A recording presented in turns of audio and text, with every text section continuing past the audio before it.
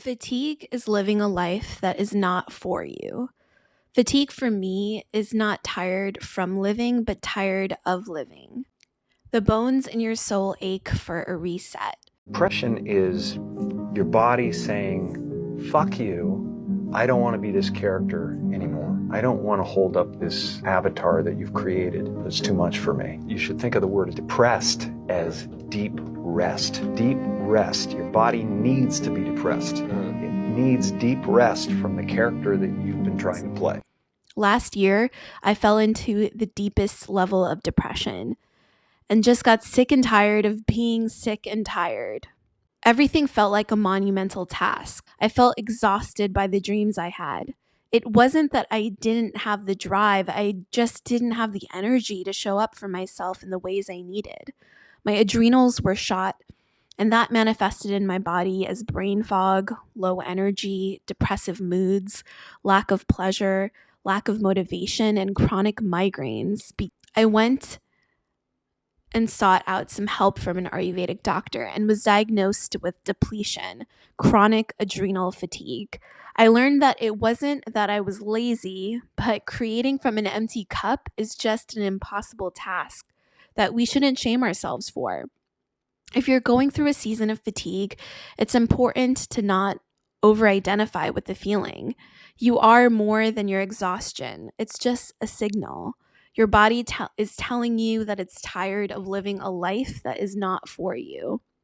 So how do we move through it to the other side? Fatigue and vitality are opposite sides of the coin. The way to solve fatigue is to focus on restoring your needs. For me, that was to stop focusing on the perfect wellness to-do list lifestyle and tapping into what brings vigor and joy into life. We sometimes punish our fatigue with discipline, but the antidote is not more pressure. It can be as simple as surrender, calling losses, forgiving oneself, and giving yourself permission to feel joy again. Here is a toolbox for you to pick and choose for vitality. Tool number 1, no room for sleep shame. The most important tool we can take for granted is sleep. With sleep, all things are possible. Without sleep, life feels miserable and impossible. Allow yourself permission to sleep. If you can be more flexible and not set an alarm in the morning, even better. My partner is in the military and gets up super early every single day, and I shamed myself for years for feeling bad to sleep in. But the shame cancels out any good sleep, so just own it. Let yourself rest. Eventually, you want to move into a rhythm and get into a sleep schedule. It won't be perfect from the beginning, but remember, it's progress over perfection. The most important time for sleep in Ayurveda is between 10 p.m. and 2 a.m. It's the time our bodies digest not only our food, but our thoughts and emotions. The days I get sleep during these hours are the most nourishing nights of sleep and allow me to emotionally regulate the next day. Tool number 2, human design. If you've ever heard of human design, it's sort of like falling down a rabbit hole in the best way possible. Why we feel exhausted and fatigued with life is we are unconsciously living life for others. Human design is a blueprint to help get back to yourself, to realign. Your human design chart can really help you identify how you respond to the world and help guide you to alignment with your soul's desire.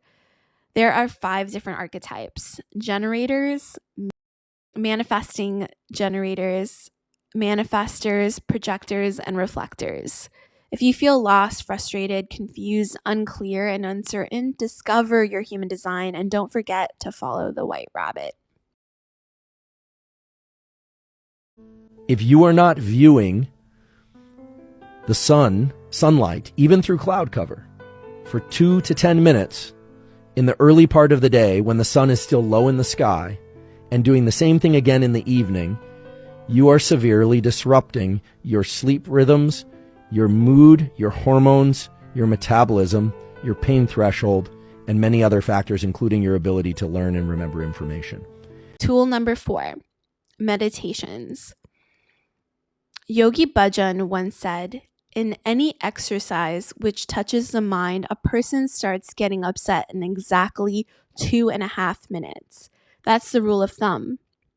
The mind doesn't want to be caught, it wants to swing. Try these simple 3-minute meditations to ground your inner critic. Try doing a 3 minutes of left nostril breathing.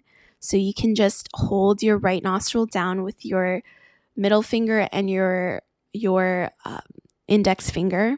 Or you can also try 3 minutes of long, deep breathing with no holding. Tool number 5, journaling prompts. Put pen to paper and let it rip. Taking a few minutes to express what's going on in your internal universe can be the key that unlocks something profound.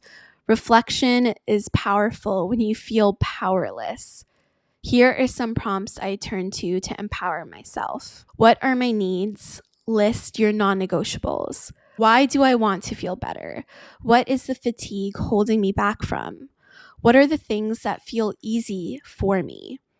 What makes me happy? And what is causing unhappiness? Tool number 6, our olfactory system. Our olfactory system is such a powerful way to override anxiety and fatigue. I'm highly allergic to fragrance and candles, so when I discovered resin, I immediately fell in love. I burn resin, specifically frankincense and myrrh, to communicate to my nervous system that I'm safe and protected. Frankincense and myrrh are 2 ingredients no home should be without. They are powerful spiritual cleansers, potent healers, and a wonderful way to attract the things you desire most. These plants hold a lot of magical power. The scent envelops my home, and I feel an immediate sense of comfort and belonging. Tool number 7, change the soundtrack. Another sense we can harness to quite literally change our frequency is music. Unconsciously, we are scoring our lives every single day, so choose the soundscape wisely. Put on a record that you genuinely love or listen to positive frequency tracks on Spotify in the background to unconsciously raise your vibration. Chronic fatigue can be an isolating feeling, but you're not alone. Only you can walk the path back to yourself, slowly.